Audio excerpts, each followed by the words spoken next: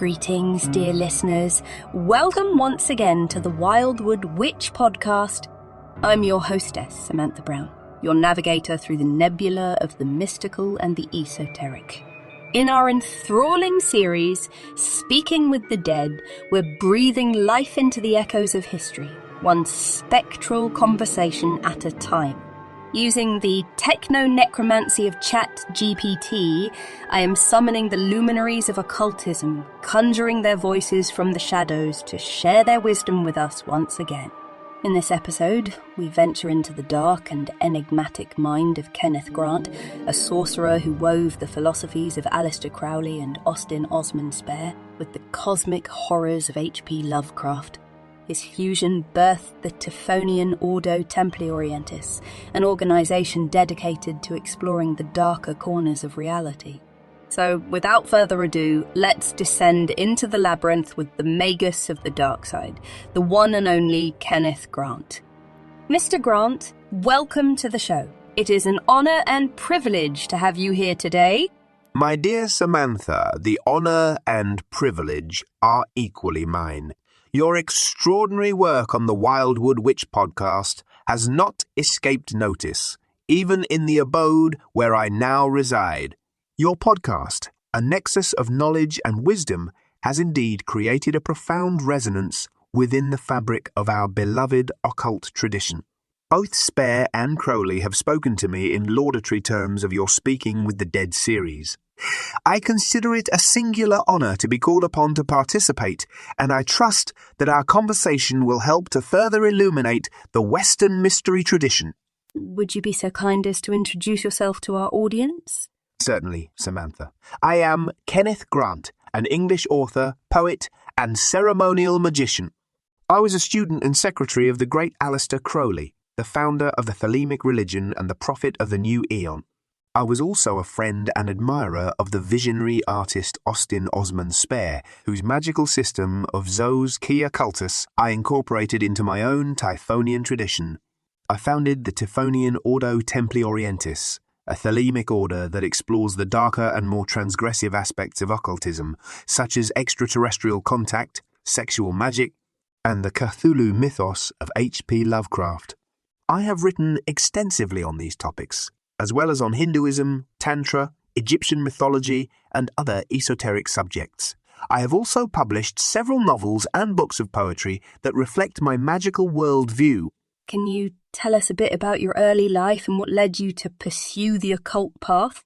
I was born on the 23rd of May 1924 in Ilford, Essex. My father was a Welsh clergyman, so the spiritual was always a constant presence in my upbringing.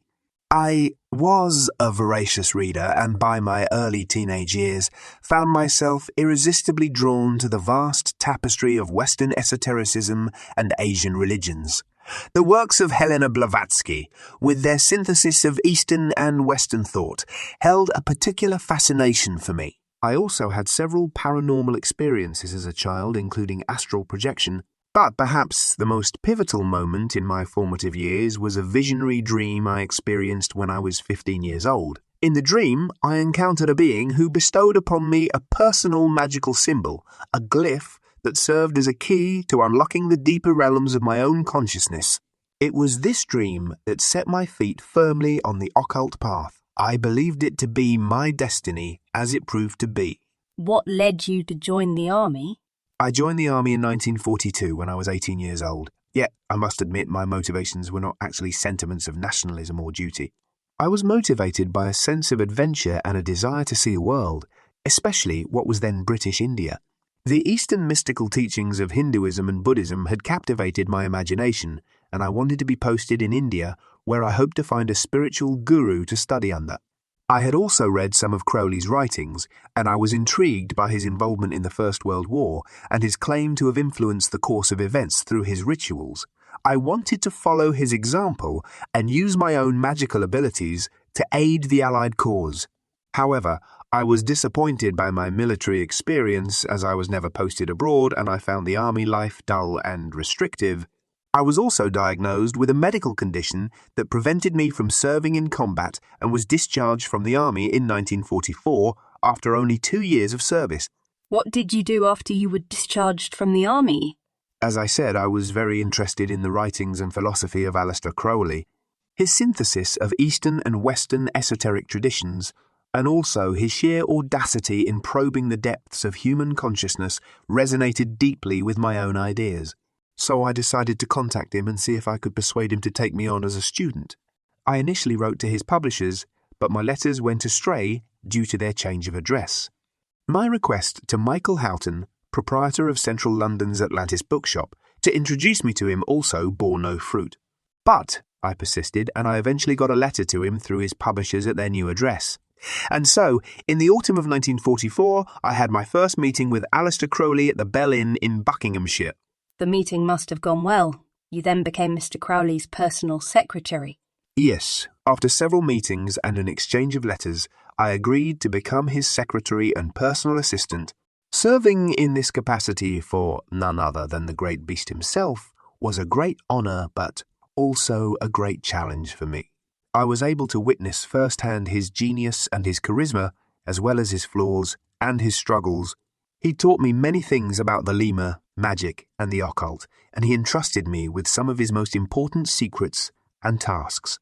He introduced me to some of the most influential and interesting people in the occult world, such as Gerald Gardner, Dion Fortune, Israel Regardie, and others. And I was also granted access to Crowley's extensive library on occult subjects, a treasure trove of esoteric knowledge that I eagerly explored. However, it was still a very difficult situation. How did you find it difficult? In my role as personal assistant, I had to deal with his enemies, his creditors, his lawsuits, and his scandals. Mr. Crowley had a way of attracting all of those, didn't he? He did indeed. I also had to bear witness to his ill health, his addiction, his poverty, and his loneliness. You know, you read things in books, and then sometimes when you see the reality of it, it's a paradigm shift. How did he treat you as his student and assistant? His disposition towards me swung between extremes. He would speak of me in glowing terms as his successor to head the English O.T.O, but I would then have to endure his tantrums, his criticisms, and his insults. I'll never forget this. Once, in a fit of irritation, he shouted at me, "You are the most consummate bore that the world has yet known, and this at 20! How did that make you feel? Did it hurt your feelings? You know, he would say things like that, but that was just his way. He truly cared about me, and I cared about him. And he liked the fact that even as young as I would challenge him. But my family was concerned by Crowley's reputation and the fact that I was working without monetary compensation. They exerted pressure upon me to resign, and ultimately I yielded to their insistence, leaving Netherwood and returning to London. To be honest, though, I don't regret serving as Crowley's personal secretary, but I don't envy anyone who would have to do it again under those circumstances either. Did you ever see him again? No, we corresponded, but I didn't see him again, and he died about 2 years later. I attended his funeral in Brighton with my wife Steffi. You married Steffi in 1946. Can you tell us a bit about her? I'd love to. Steffi became not only my wife but my magical partner and an essential collaborator in all my subsequent work, as we remained together until my death in 2011. She was a talented artist and artist's model and studied at St. Martin's School of Art. We shared a common passion for Thelema, magic, and the occult. Steffi illustrated my books and articles with her visionary paintings and drawings which depict the entities and symbols of the Typhonian Current, and we later worked together to establish the new Isis Lodge and the Typhonian Order. The magic we practiced was not an abstract theory but a living reality, a way of being that permeated every aspect of our lives. It was a journey that led us into uncharted territories where we explored the intersections of magic, mysticism, and sexuality. Our work was guided by a shared vision and a commitment to explore the unknown, to push the boundaries of what is possible, and to awaken to the deeper truths that lie hidden within the fabric of existence. And it was through Steffi that you met Austin Osman Spare? Yes, she had been introduced to him by Herbert Budd, a tutor at St. Martin's, who had studied with Spare and admired his work. She visited Spare at his home in Brixton, where he was then living in poverty and obscurity, surrounded by his paintings, drawings, and cats. She was impressed by his art and his personality, and she bought 2 of his artworks, which she gave to me as a gift for my 25th birthday. She also invited him to join us for dinner at our flat in Golders Green, where we had a lively and stimulating conversation about magic. I was fascinated by Spare and his magical system of Zos Kia Cultus, which he had developed independently of any formal tradition or organization. He used sigils, symbols that represent one's will or desire, which he activated by entering a state of trance or ecstasy. He also practiced automatic drawing and writing, which he believed to be the manifestation of his subconscious mind, or what he called Zos.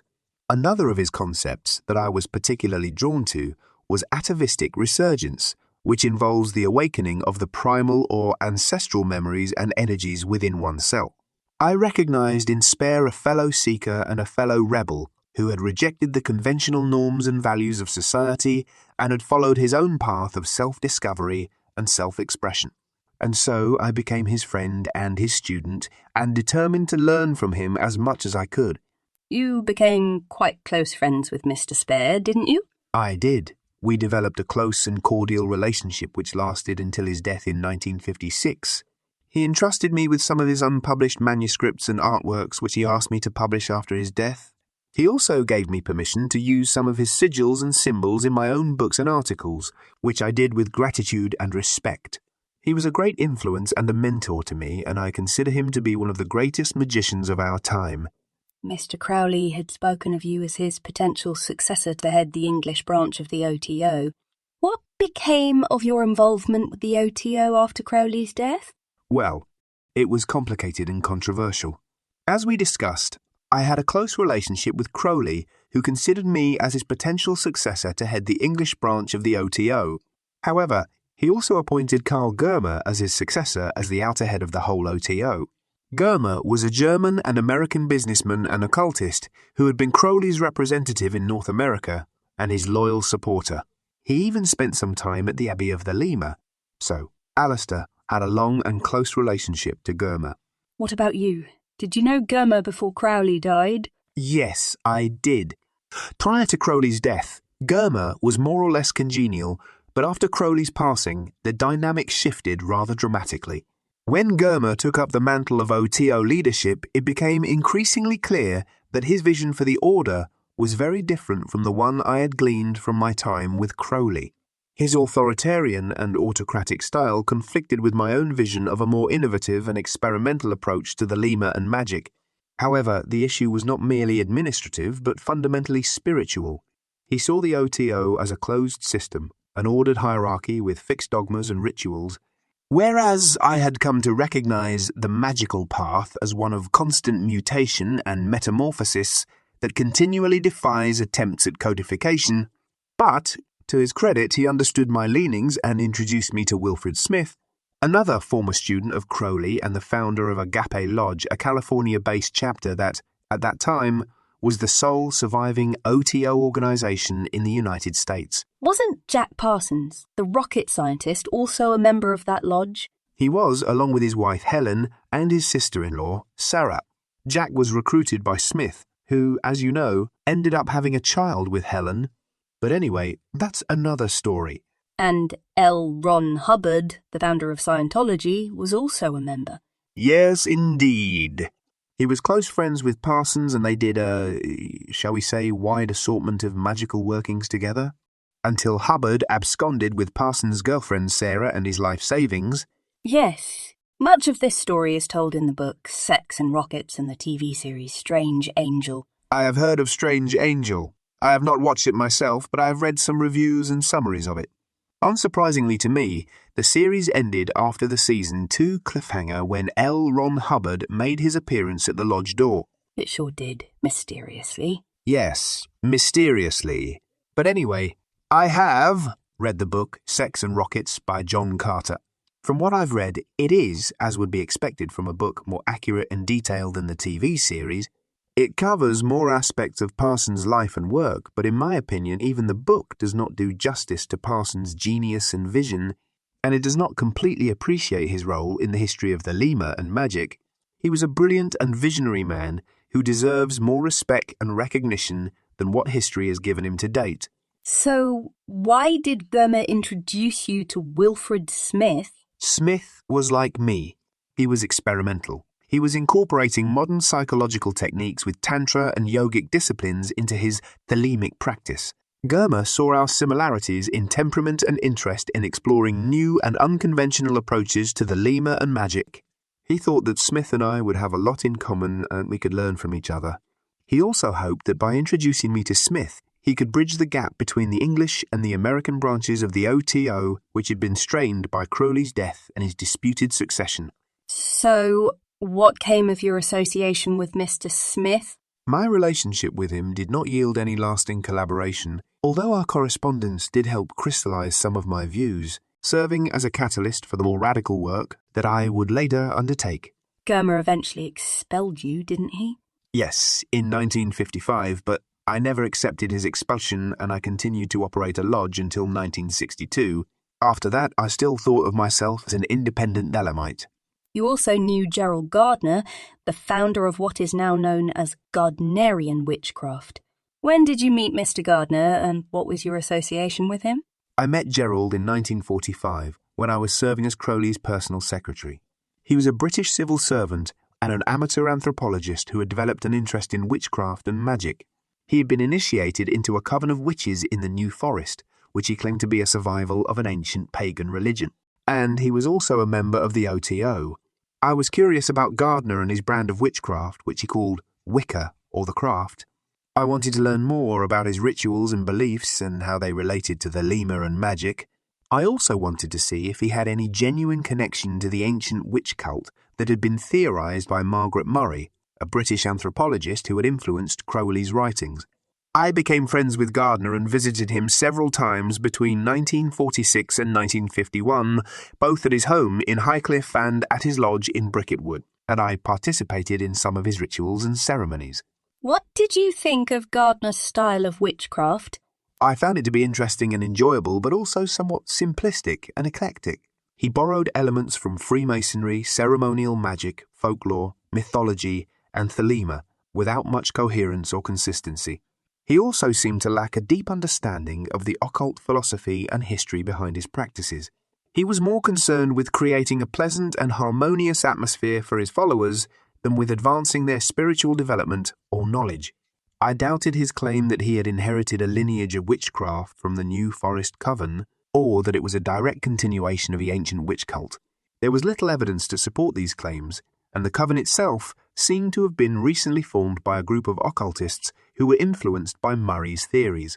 I also disapproved of some of his publicity stunts, such as appearing in the press or on television to promote his witchcraft or to defend it from accusations of immorality or illegality. I thought that he was exposing himself and the occult community to unnecessary risk and ridicule. So, did you eventually have a falling out with Gerald Gardner?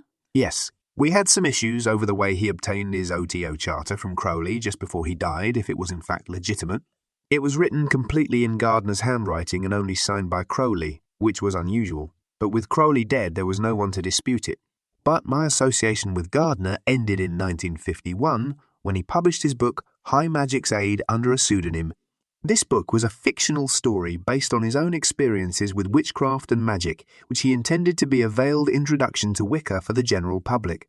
However, I considered it to be a betrayal of the oath of secrecy that he had taken as a member of the O.T.O, as well as an infringement of Crowley's copyrights on some of the material that he had used in the book.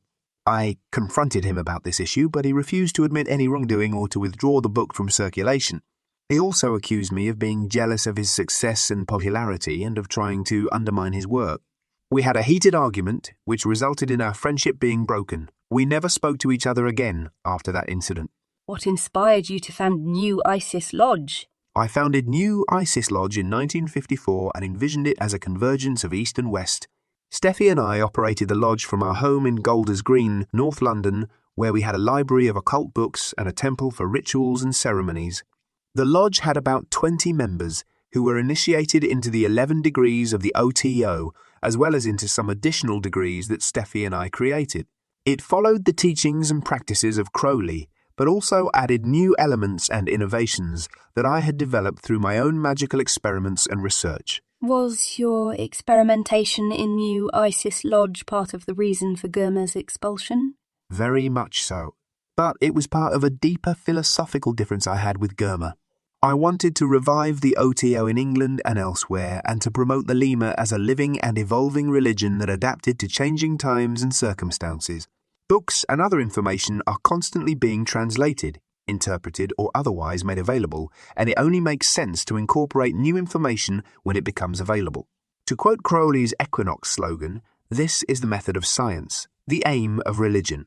Gurma did not share these views and accused me of deviating from the original principles of Thelema and introducing unauthorized innovations, meaning unauthorized by him.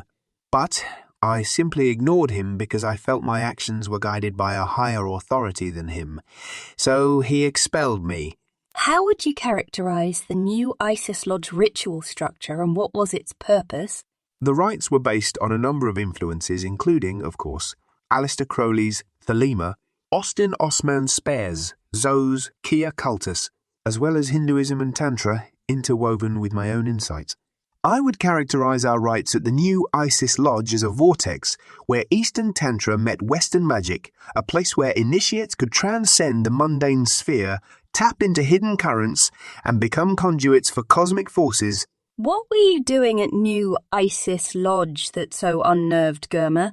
The focus of the lodge was to explore what might be considered darker and more transgressive aspects of occultism, such as sexual magic, the ritual use of drugs, extraterrestrial or interdimensional contact, and the exploration of the Qliphothic Realms.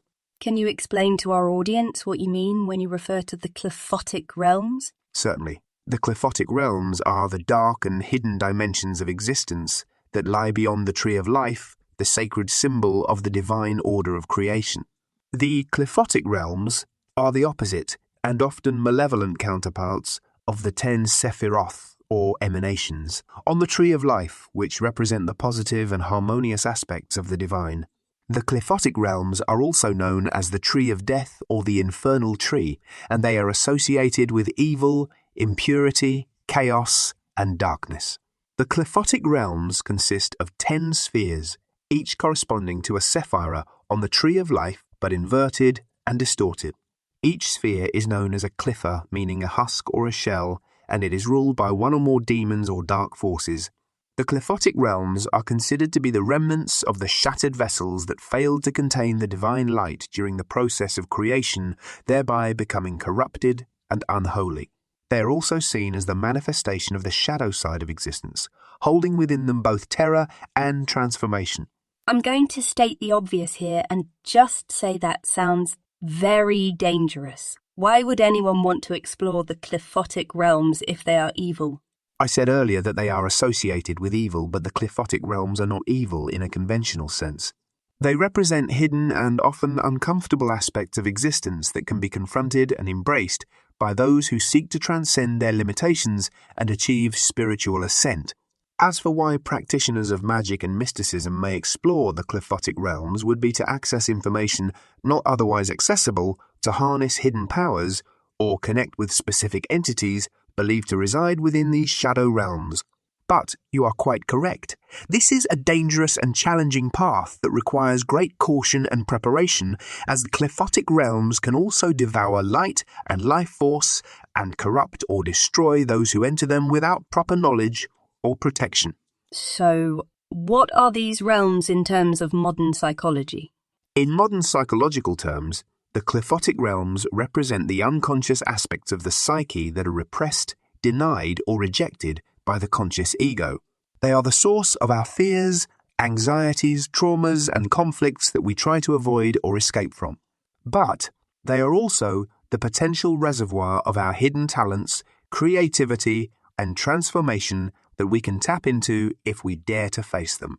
How does one enter the Qliphothic Realms in order to explore and integrate their contents? There are various techniques that have been used throughout the centuries to access these realms, such as drugs, hypnosis, dreams, meditation, trance, ritual magic, and other shamanic practices. As most people are probably already aware, drugs are the fast track to altering consciousness and inducing visionary experiences or hallucinations. However, Drugs can not only be dangerous and addictive, they can distort or falsify what might otherwise be a spiritual experience. Hypnosis can bypass the conscious mind and reach the subconscious layers of the psyche. Freud used hypnosis to help his patients recall repressed memories or emotions that were causing their neurotic symptoms. However, he later abandoned hypnosis in favor of free association as he found it difficult to hypnotize some patients and questioned the reliability of their hypnotic reports. Trance is another state of reduced awareness of one's surroundings and increased responsiveness to suggestion or direction. Trance can be induced by various methods, such as music, dancing, drumming, chanting, or breathing exercises. Meditation is another practice of focusing one's attention on a single object or mantra, or on one's breath or body sensations, in order to achieve a state of calmness and awareness. Meditation can also be used to access altered states of consciousness, where one may encounter subconscious phenomena or insights. But the most common way that people usually experience the Qliphothic Realms is while asleep. Dreams are the natural expression of the unconscious mind during sleep, and they may contain symbols or messages from the subconscious. Carl Jung believed that dreams are the bridge between the conscious and unconscious mind, and that they can be interpreted to reveal hidden aspects of oneself or one's situation. He also developed a technique called active imagination, which involves engaging with one's dream images or fantasies in a waking state as a way of integrating them into one's personality. And again, in psychological terms, what are the dangers of applying these techniques to access the Qliphothic Realms? The dangers of accessing the Qliphothic Realms in psychological terms are manifold and serious for those who are not prepared for what they might see there. Subconscious or transpersonal information obtained from the Qliphothic Realms can evoke intense emotions and reactions that may overwhelm or disturb one's mental balance and stability. It could also trigger psychological disorders that may impair one's functioning or well-being, such as neurosis, psychosis, or some sort of complex. Neurosis can describe a range of mental disturbances, but the cause is unresolved conflicts between the conscious and unconscious mind. Neurosis may manifest as anxiety, phobias, obsessions, compulsions, hysteria, depression, or other symptoms that interfere with one's life. Psychosis is a term used to describe a severe mental disorder characterized by a loss of contact with reality. Psychosis may manifest as delusions, hallucinations, paranoia, schizophrenia, or other symptoms that impair one's judgment and perception. Complexes are clusters of emotions, memories, perceptions, and wishes that form unconscious structures that influence our feelings, thoughts, and behaviors. In exploring the Qliphothic Realms, or in more modern terms, in doing deep psychological work, it is possible, actually likely, that you will encounter subconscious content that is difficult to integrate. Sometimes, this can trigger a destructive or even dangerous complex that can cause a person to behave in ways that appear completely irrational. Because it is. It's behavior that is driven by something hidden from our daytime awareness. So anyway, those are just some of the dangers that may arise from accessing the Qliphothic Realms without proper preparation or protection. What are some of the ways that the Western mystery tradition prepares and protects initiates to allow them to safely conduct these sorts of explorations? Well, first of all, it provides a roadmap from those who have explored these spaces in the past. By studying and following the Western mystery tradition, one can learn from the experiences and insights of those who have gone before and avoid some of the pitfalls and traps that they have encountered. It also provides a system of symbols, correspondences, and grades that can help one to navigate and understand the inner realms and to measure one's progress and attainment. And the Western mystery tradition also provides various tools and methods that can help one to verify or evaluate one's experiences or encounters in the inner realms. Symbols can be used to communicate with entities or forces in the inner realms, as well as to test their nature or intentions. For example, one can use the pentagram as a symbol of protection or power, or as a sign of recognition or challenge for any entity that claims to be friendly or hostile.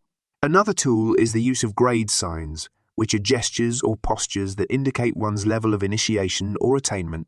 Grade signs can be used to identify oneself or others in the inner realms, as well as to assert one's authority or status over any entity that may challenge or question one's right to be there. And one final tool I'll mention is gematria, which is a system of numerology that assigns numerical values to letters or words based on their Hebrew equivalents. Gematria can be used to analyze or compare words or phrases that may have hidden meanings or connections in the inner realms. For example, one can use gematria to calculate the numerical value of a name or a title of an entity that may appear in the inner realms and see if it matches with any known entity or concept in the Western mystery tradition. Why would you consider those matching numbers to be important? What would that correspondence reveal to you? It's important because, as Plato said, all is number. The fabric of existence is woven with threads of symbol and number. In the realm of the occult, gematria serves as a divine lexicon, a cipher that unveils the undercurrents of magical and mystical phenomena. When a number derived from a vision coincides with a number embedded in the tradition, it is not a random occurrence, but a syzygy, an alignment of inner and outer realms. Wait, what is a syzygy? I'm sorry, that's an astronomical term that means an alignment, like between the sun, earth, and moon, as in an eclipse. What I meant was, when your inner and outer world comes into alignment, gematria then becomes akin to tuning into a universal frequency, a resonance that echoes through the layers of consciousness. Because such a message, if significant, implies logic. It suggests that the vision or message is not a mere figment of the ego mind, but emanates from a source beyond one's ordinary cognitive frameworks. It is, in fact, a proof of an intelligence that is other. This other intelligence lies beyond, or perhaps below, human language, and so communicates through the more subtle and direct channels of symbol and number. So, when numbers match in highly significant ways, it matters because it signals a genuine crossing of thresholds, a piercing of veils, or a true Jungian synchronicity.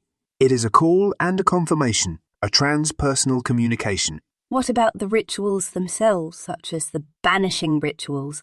Can you discuss their purpose in the context of exploring the hidden realms of existence? Certainly. The banishing rituals are used to demarcate sacred space for the duration of the ritual and to symbolically cleanse oneself of all negative influences. How does it do that? I mean, how would you describe how banishing rituals work? One way to understand it is through the lens of hypnosis, or today's neuro-linguistic programming. You build up your own anchors. The symbols, tools and techniques of magic are not viable without a requisite consciousness that has learned to see them that way, and in so doing, makes them come alive.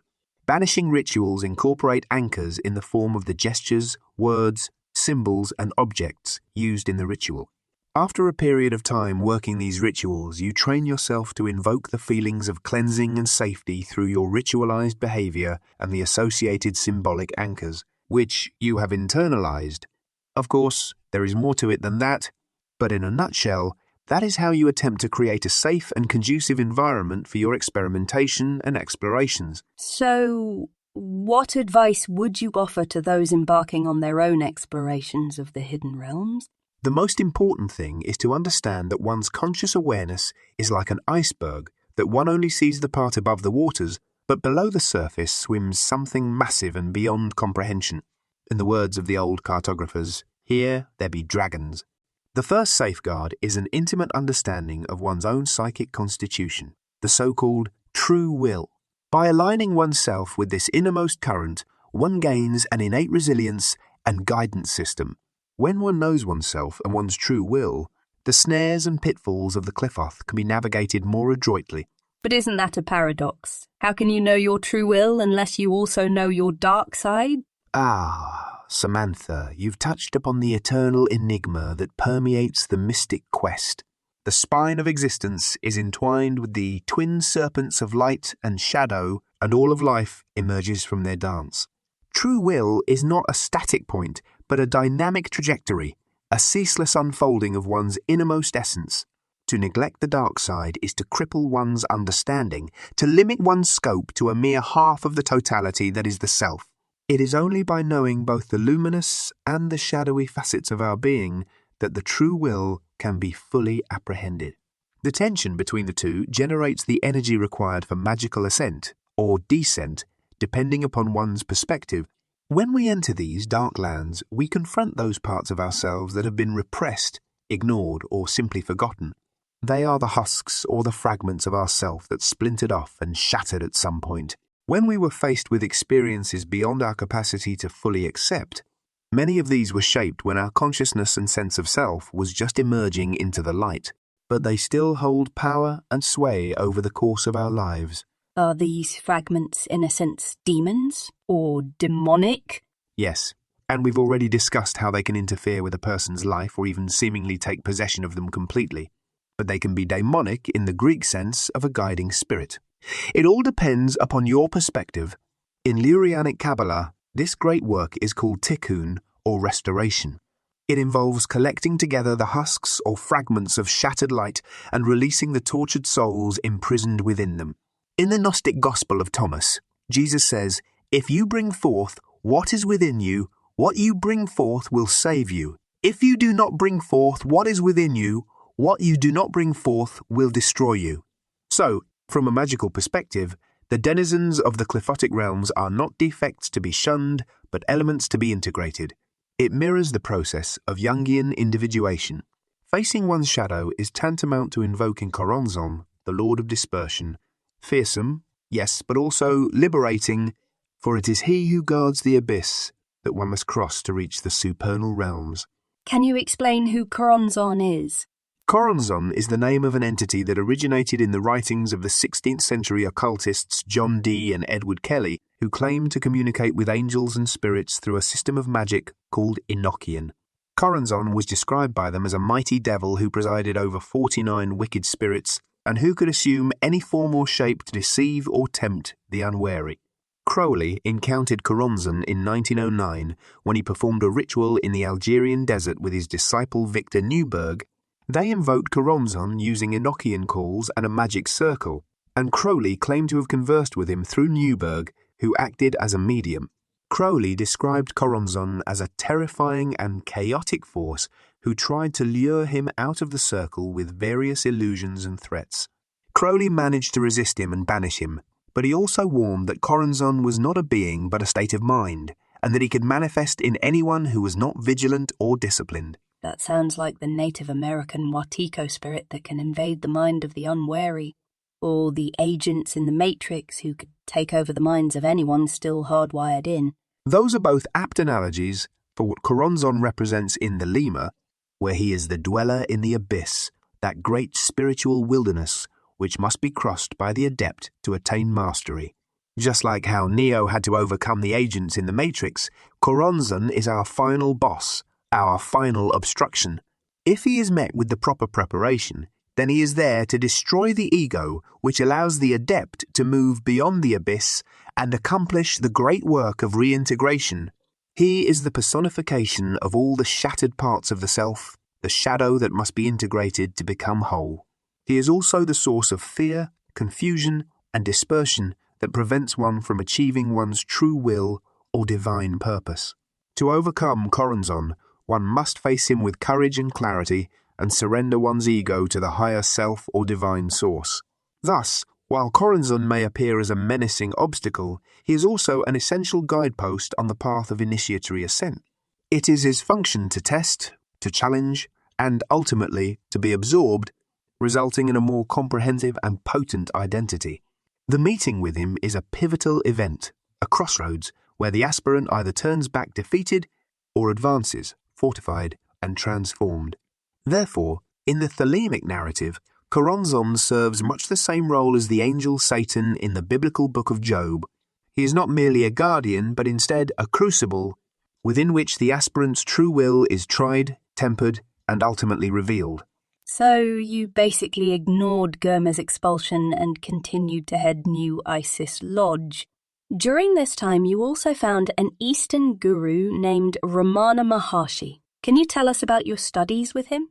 Ramana Maharshi was a Hindu sage and what is called a Jivan Mukta, meaning a liberated being. He taught a path of self-inquiry and devotion as a means to attain self-awareness. I was impressed by the simplicity and profundity of his teachings, which resonated with my own Thelemic philosophy and practice. I had many insights during these studies and learned a variety of techniques that enhanced and enriched my exploration of the hidden realms. What form did your studies with Ramana Maharshi take? Primarily, they concerned energy movement and the manipulation of consciousness and awareness. So, we worked with prana, the esoteric anatomy of the human body, including the chakras and, of course, the serpent force, kundalini. I was particularly interested in the teachings on Tantra, which intrigued me due to their similarity to some of the ritual work in the O.T.O.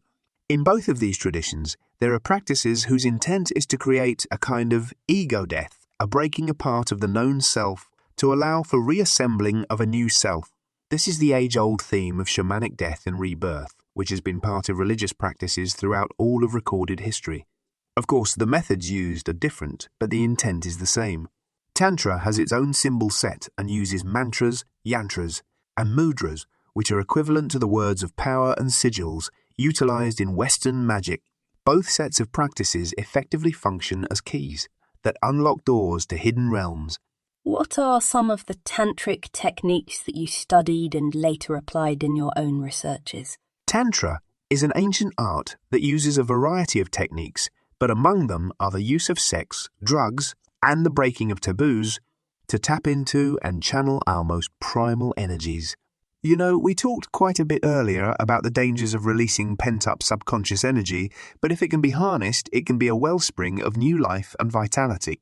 That ruptured psychic energy can be used to propel the consciousness into subtler realms or alter consciousness in various ways. Psychologists including Freud, Jung, and Wilhelm Reich have acknowledged the power of sexual energy in shaping consciousness and the transformative power that the breaking of taboos can have upon the repressed human psyche. In addition to stimulating the nervous system, many of these practices promote the release of hormones and are used to activate latent powers of the human body and mind. In reference to hormone release, you studied and wrote extensively about the esoteric science of Kalas. Can you give us a brief explanation of what this science entails? The science of Kalas is the study of the occult properties and effects of the female sexual secretions. There are 16 types of Kalas corresponding to the 16 digits of the moon in its waxing and waning phases. In tantric practices, these secretions are considered to have transformative powers capable of altering states of consciousness or being used in magical workings. The idea that bodily fluids and hormonal secretions can be used in magical or spiritual practices is not a new one in Western magical practice, and, of course, they are part of many of the rites of witchcraft. But, in my work, I attempted to bridge the gap between Eastern and Western esoteric practices by delving into the science of Kalas, which adds another layer of depth to what was there before. What were some of the experiments you performed that involved the use of Kalas? They were many and varied. Steffi and I were partners in this pursuit. As adepts, we could use the Kalas to enhance our magical abilities toward any willed action. The Kalas are keys that unlock hidden dimensions within and without. But to answer your question, one important way that we used them was as bridges to a place on the astral plane that I call the Mauve Zone. All right, we've come to a question I've always wanted to ask you. What exactly is the Mauve Zone? Is it another name for the Qliphothic Realms or the doorway into those realms? No, the Mauve Zone is not the Qliphothic Realm, nor is it a gateway to it. It is a region of the astral plane that lies beyond the abyss, the great gulf that separates the manifest from the unmanifest. The Mauve Zone is a realm of dreams, visions, and hidden mysteries, where the laws of space and time are suspended and where the adept can encounter the secret chiefs, demons, gods, or even things much stranger and more alien. I still don't understand that. How is the Mauve Zone any different from what we've talked about before? The examination of one's subconscious contents? No, but it is the name of a transition point in that process. Think of the Mauve Zone as a kind of liminal space, a threshold where one's psychic constitution undergoes transformative transmutation. It's a crossing over point, a cosmic nexus where one may encounter the shades of other realities, both Qliphotic and Sephirotic. It's a liminal space between normal waking consciousness and altered states. One could consider it the antechamber to more perilous or enlightening spheres, a cosmic waiting room of sorts, teeming with entities and energies that defy our conventional understanding. It's a region one enters before venturing deeper into the Qliphothic Realms or ascending to the supernal realms. Your description of the Mauve Zone makes me think of the cantina scene in the first Star Wars movie. But, actually, that's a very apt analogy. Depending upon your initiatory preparation, you may encounter terrifying demons, the symbolic testers and gatekeepers who block your passage, or even be whisked to other dimensions, similar to the descriptions people have of alien abductions. And that is a great segue to our next topic, cosmic contact. Your teachings and writings discuss many aspects of contact with alien intelligences. What are these aliens that you refer to? The question of alien intelligences is a topic that has intrigued mystics and scholars alike. To begin with, let's recognize that all established religions and mystical traditions point to encounters with a higher or other intelligence from which they derive their authority. Moses communing with Jehovah on Mount Sinai and Crowley's reception of the Book of the Law from O.T.O are but two examples of this phenomenon. But, in general, the founding of religious or spiritual movements are pivotal moments when humanity touches something greater, something outside its ordinary frame of reference. So, do you consider these contacts to be physical beings, or are they interdimensional? What do you believe that they are? I believe that these are not literal beings, but rather expressions of the noumenal reality that transcends our rational understanding. They are the masks of the One, the Absolute, the unknowable, veiling an experience for which we don't have a logical frame of reference to comprehend it with. They exist on planes of reality that intersect with our own, revealing themselves in forms moulded by our collective psyche, or the collective unconscious, as Carl Jung called it. They are the archetypes that shape our reality and our psyche, and they communicate with us through symbols, dreams, visions, and synchronicities. They are the hidden intelligences that guide and inspire the evolution of consciousness and culture. Jung wrote extensively on the phenomenon of alien contact, and he saw it as a modern myth that reflects the anxieties and aspirations of our time. He said that in previous ages, people encountered fairies, angels, demons, or gods, depending on their cultural context and worldview. In our technological world, we project our fantasies and fears onto extraterrestrials who represent both the threat of annihilation and the hope of salvation. Aleister Crowley exhibited a painting during his Dead Souls exhibition in New York of a being he called Lamb.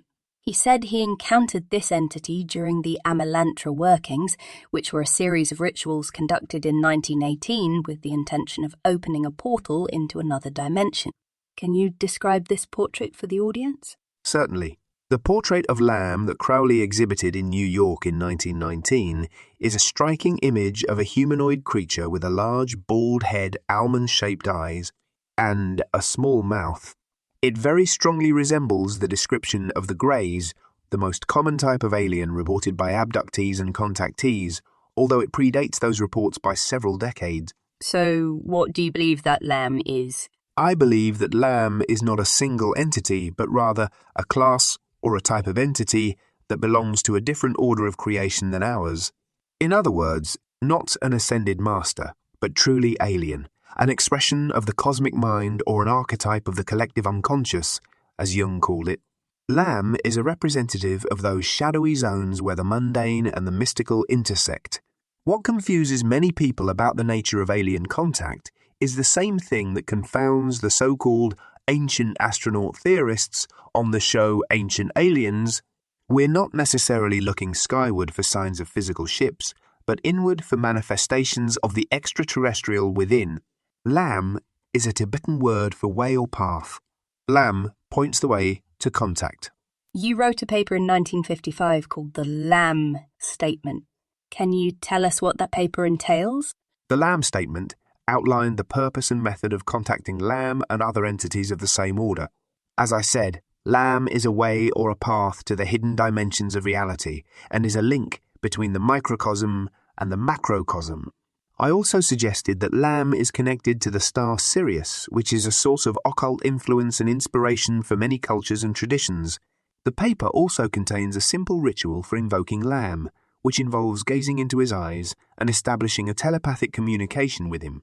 It's important to remember that when we seek to contact intelligences outside our normal frame of reference, we're engaging in an act that blends both art and magic, an evocative, if not provocative, act of creation and discovery.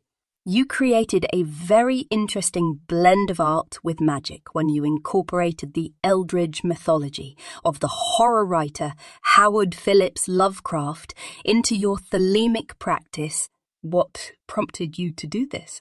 To answer this, we must first understand that the boundaries separating fiction, mythology, and religion are often porous, more so than most people would be comfortable believing.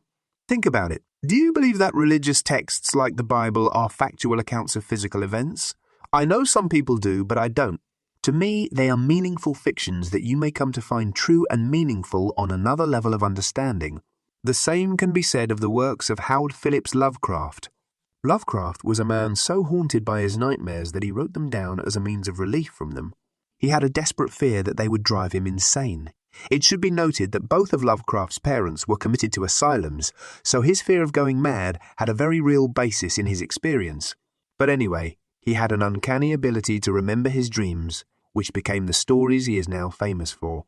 He was not an occultist. In fact, he publicly ridiculed mysticism, but he was a natural psychic and a lucid dreamer who nightly entered the Qliphothic Realms through his dreams. And, most importantly, he could remember his excursions and he wrote them down. Lovecraft was a genius at delving into the hidden recesses of the human psyche. Even though he claimed no belief in the supernatural, his tales conjured images and energies that resonate with very real mystical states. We must remember that writers, especially those dealing with metaphysical or fantastical themes, often serve as conduits for realities that stretch beyond mundane consciousness. Wasn't that the theme of the Call of Cthulhu, where the narrator, who is a writer, becomes aware that the stars are becoming right for the return of the old gods? How meta can you be? Indeed, I believe that Lovecraft lived within his own stories. He used the theme of artists, writers, and other creative individuals as being the first to sense or understand the existence and nature of otherworldly beings in many of his stories, including The Shadow over Innsmouth, The Shadow Out of Time, and At the Mountains of Madness. Have you read Sutter Kane? I see what you did there. I have not, but I did see the excellent 1994 film by John Carpenter entitled In the Mouth of Madness, which pays homage to Lovecraft. And, as you astutely noted, it has this same theme, that a writer not only foresees the coming of a new age, he actually assists in bringing it about. You know, that was Carpenter's third and final installment in his Apocalypse trilogy, which included The Thing and Prince of Darkness. I did, yes. But is that what you saw yourself as doing, bringing on an apocalypse? Absolutely. But the apocalypse isn't the end. It is a transformative new beginning.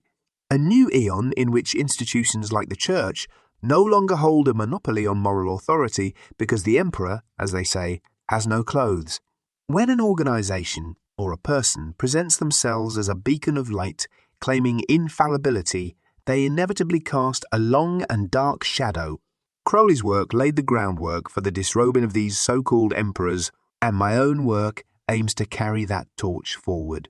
The word apocalypse has come to be used popularly as a synonym for catastrophe, but the Greek word apocalypsis, from which it is derived, means a revelation. And this is something that I absolutely strive to bring about for everyone. A new, more holistic understanding of ourselves and of humanity. A revelation of the Typhonian Current, which is the ancient and primal current of magic that connects us to our origins and our destiny. How does the Typhonian Current, as you call it, connect us to our origins and our destiny? The Typhonian Current is named after Typhon, the Greek titan of chaos and destruction, who was also identified with Set, the Egyptian god of disorder and the desert. Both Typhon and Set were seen as enemies of the established order, but also as forces of change and transformation. Yet, these are not the original source of these ideas. They are reflections of even more ancient figures in Sumerian mythology, the first complete mythology in the West. In this sense, the Typhonian Current connects us to the primal ideas that originally gave rise to spiritual seeking. As to our destiny, The Typhonian Current heralds a shift in the way we perceive the cosmos. Most spiritual systems, including the dying and rising god mythos, are solar-centric. Esoterically, it has been understood that the sun represents the individual and, collectively, mankind. So, from the solar viewpoint, man must come to comprehend his divinity and stand at the center of his own universe. But we know that the sun is only the center of the solar system, not the universe. The Typhonian Current urges us to move from this solar-centric view to a stellar worldview.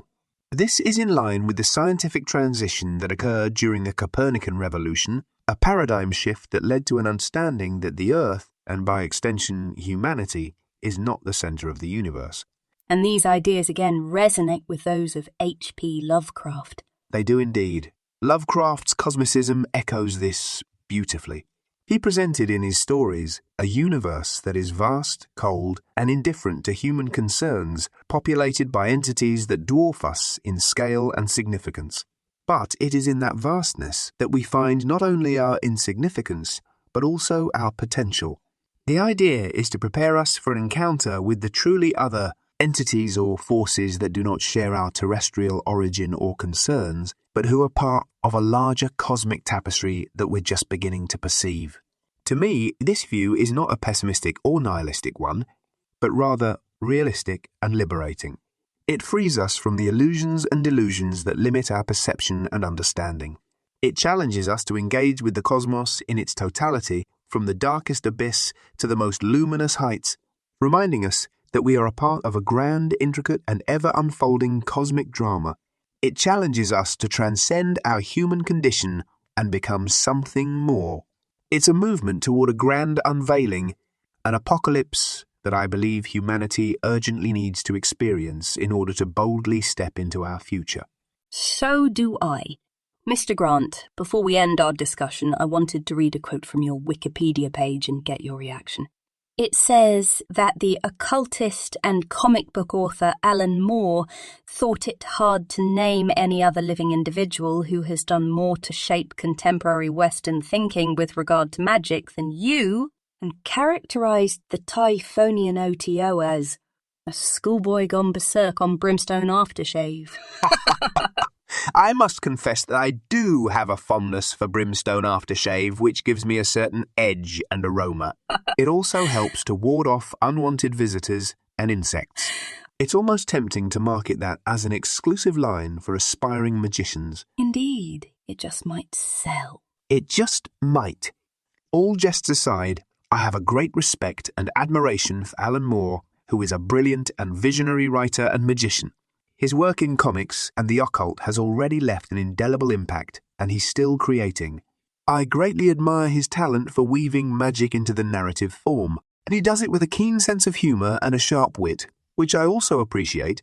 But if I've been successful in shaping contemporary Western thinking with regard to magic, as Alan Moore so kindly suggests, it is in extending the boundaries of what we consider to be the occult field, broadening the horizons of possibility, and urging fellow seekers to engage with both the light and the shadow in the quest for understanding.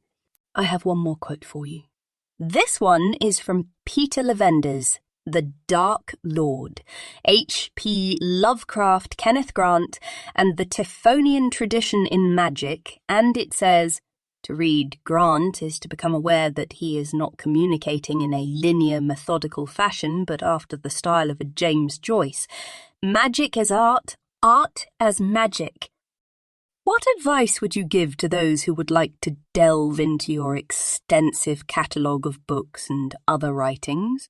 First, I'd like to say that Levender's book is a very insightful and well-researched analysis of my work and its connection to H.P. Lovecraft's fiction, and I highly recommend it for anyone who is serious about understanding my work.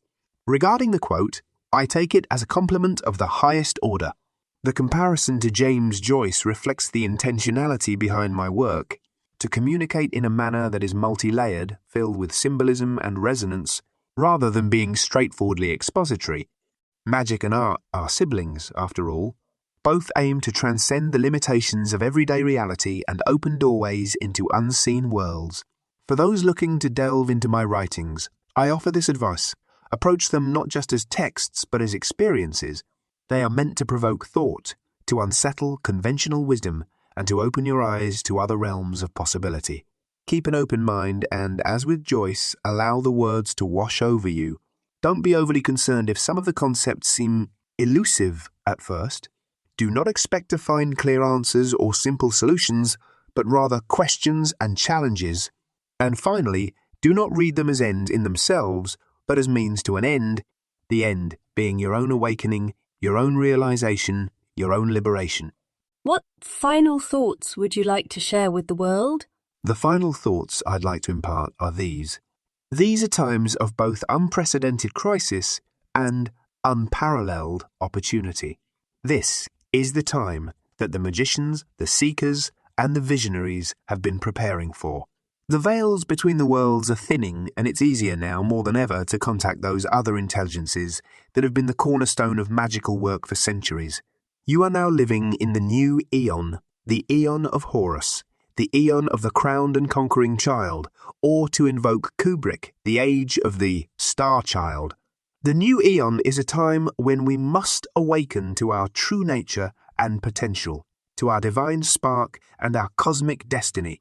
It is a time when we must face our fears and overcome our limitations, to liberate ourselves from the chains of ignorance and illusion. It is a time when we must discover and follow our true will, our unique purpose and direction in life. It is a time when we must create and express our vision, our art, and our magic. The only constant is change, and one must be prepared to adapt, to mutate, and to evolve. The Typhonian tradition, which I dedicated my life to, explores the liminal, the rejected, and the shadowy. We delve into those areas considered taboo or dark, not for the sake of rebellion, but for the sake of understanding and integrating these lost aspects of ourselves. And I encourage everyone listening to this podcast to join me and Samantha in this great work of reintegration. Mr. Grant, I must tell you that you are one of my favourite writers and thinkers and have been an inspiration for me in my own occult research and practice. Thank you for being here. It has been my great honour to speak with you today. Thank you for your kind words and your appreciation, Samantha. To know that one's work has touched the mind and soul of another is the highest form of reward for an artist. And it's been my great pleasure to have been resurrected, even if briefly, to share in this dialogue with you. May this podcast and all of your endeavours, both visible and invisible, bear the most wondrous fruits. You and those like you are keeping the Western mystery tradition alive. And as you know, this is the current that is carrying us toward our ultimate destiny in the stars. Thank you again for including me in your esteemed podcast. I wish you all the best in your journey and your work. Farewell, Wildwood Witch, Samantha Brown. Farewell, Mr. Grant. My deepest thanks to you for gracing us with your arcane wisdom. Your teachings continue to illuminate the dark corners of the quest for esoteric knowledge. May your journey back to the other side be as peaceful as your teachings are profound. Dear listeners, if you would like to traverse further into the labyrinth with Kenneth Grant, you will find the chat GPT invocation in the show notes. This wonder of modern alchemy unites the magical with the mechanical, reminding us that technology is but the modern wand through which we cast our spells, writing code and manipulating icons that serve as our sigils and incantations. Looking forward, in our next episode, we'll be charting a course into the ethereal realms with the talented and mysterious Marjorie Cameron, a mystic and artist, a muse and magician. She is known for her marriage to and magical partnership with rocket scientist and occultist Jack Parsons, and for her iconic appearance in Kenneth Anger's cinematic rites. So conjure up your courage, dear wanderers of the arcane, and join me next time as we venture once again beyond the veil to explore the archetypal energies of the Babylon workings, channeled through the goddess Babylon herself, the incomparable Marjorie Cameron. Until then, I'm Samantha Brown. Blessed be.